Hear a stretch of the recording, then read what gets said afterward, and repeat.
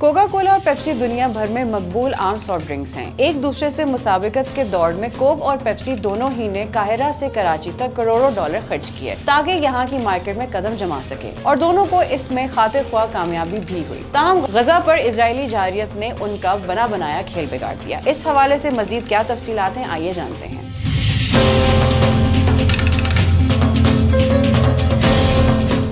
रवां साल मिस्र में कोका कोला की फरोख्त मुतासिर हुई है, जबकि मकामी ब्रांड V7 मशरक़ वस्ता और वसी खित्ते में गुज़िश्ता साल के मुकाबले में 3 गुना ज्यादा मकामी कोला की बोतलें बरामद की। गजा पर इजरायली हमलों के रद्द-ए-अमल में अवाम ने बांग्लादेश में एक ऐसी तशहीरी मुहिम मंसूब करवा दी जिसका मकसद पेप्सी के बाइकॉट का खात्मा था। मार्केट रिसर्चर नेल्सन IQ के मुताबिक मशरक़ वस्ता में कोका कोला और पेप्सी के बढ़ते हुए कारोबार को धचका लगा। रवां साल की पहली छमाही में इन दोनों ब्रांड्स को फरोख्त में 7% कमी का सामना करना पड़ा। पाकिस्तान की मारूफ डिलीवरी ऐप ट्रू मार्केट के बानी कासिम शाफ ने गैर मुल्की न्यूज एजेंसी से बात करते हुए बताया है कि कोका कोला और पेप्सी के बाइकॉट के सबब मकामी ब्रांड्स कोला नेक्स्ट और पाकोला का मार्केट शेयर 2.5% से बढ़कर तकरीबन 12% हो गया है। पेप्सी के CEO रामोन लगाड़ा ने एक इंटरव्यू में बताया है कि इस बाइकॉट ने लबनान, पाकिस्तान और मिस्र जैसे मखसूस जगराफिये को मुतासिर किया है। ताहम वक्त के साथ साथ इसका इंतजाम किया जाएगा। कोका कोला के आदाद शुमार के मुताबिक 28 जून को खत्म होने वाली छमाही में मिस्र में कोका कोला की फरोख्त में दौरे हिंसों के फीसद पॉइंट्स की कमी वाक़ई हुई।